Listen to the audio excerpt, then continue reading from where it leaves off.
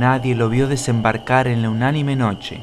Nadie vio la canoa de bambú sumiéndose en el fango sagrado.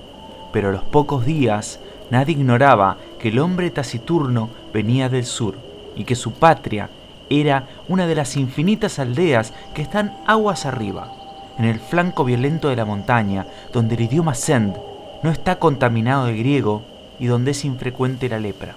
Lo cierto es que el hombre gris besó el fango, repechó la ribera sin apartar, probablemente sin sentir las cortaderas que le dilaceraban las carnes, y se arrastró, mareado y ensangrentado, hasta el recinto circular que corona un tigre o un caballo de piedra, que tuvo alguna vez el color del fuego y ahora el de la ceniza.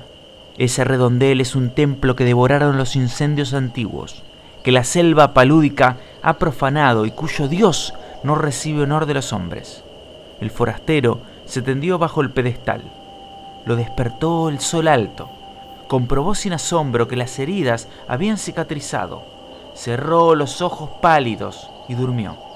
No por flaqueza de la carne, sino por determinación de la voluntad. Sabía que ese templo era el lugar que requería su invencible propósito. Sabía que los árboles incesantes no habían logrado estrangular río abajo las ruinas de otro templo propicio, también de dioses incendiados y muertos.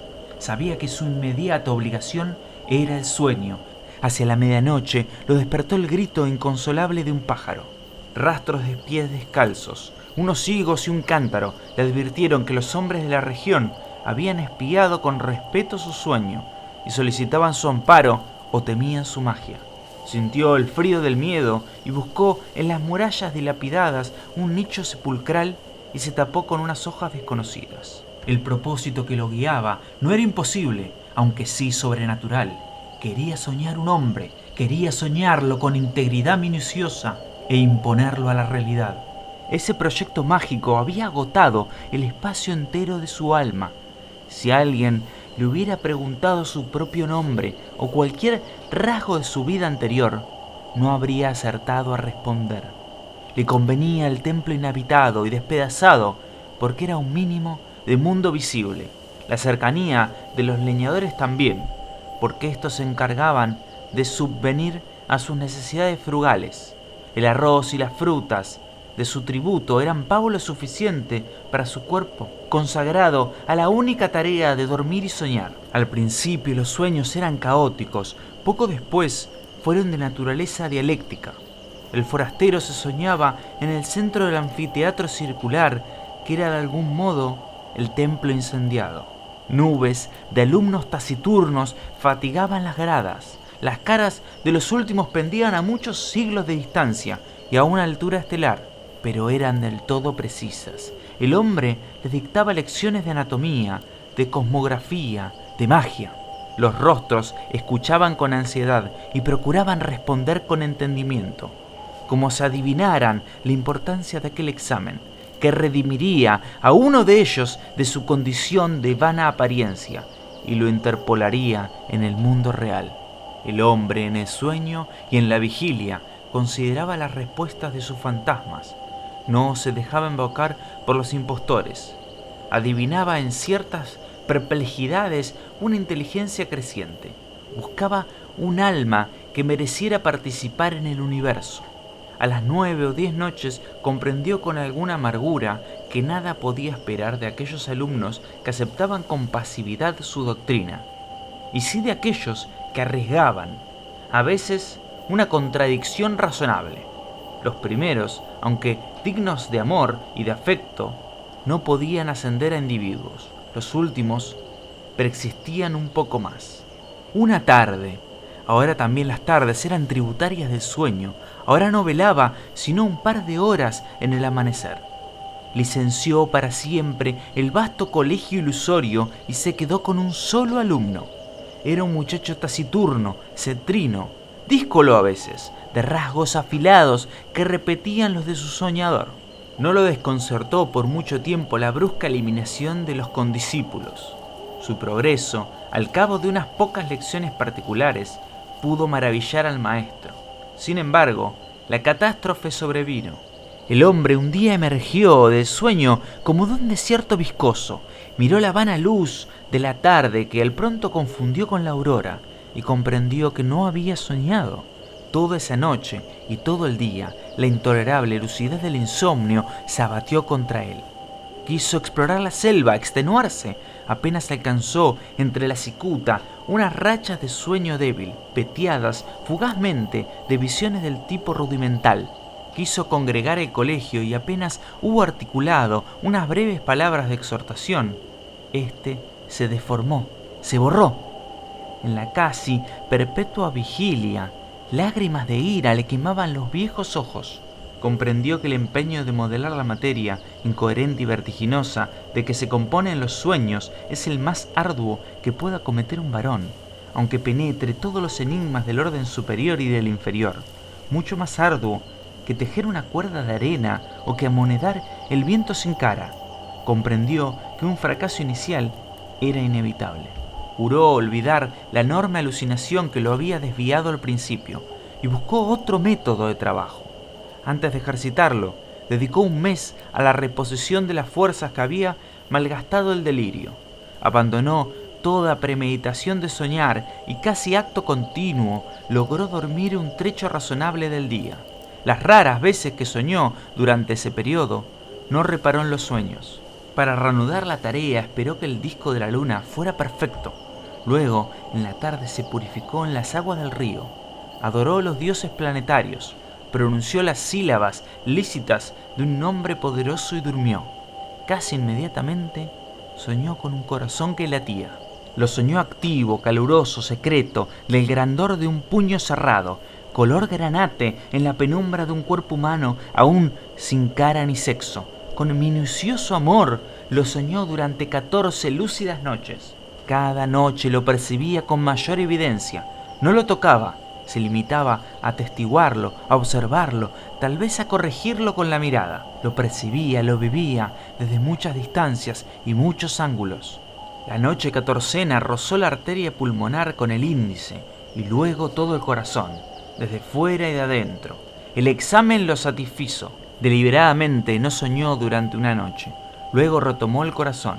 Invocó el nombre de un planeta y emprendió la visión de otro de los órganos principales. Antes de un año llegó al esqueleto, a los párpados. El pelo innumerable fue tal vez la tarea más difícil. Soñó un hombre íntegro, un mancebo, pero este no se incorporaba ni hablaba, ni podía abrir los ojos. Noche tras noche el hombre lo soñaba dormido. En las cosmogonías gnósticas, los demiurgos amasan un rojo Adán que no logra ponerse de pie.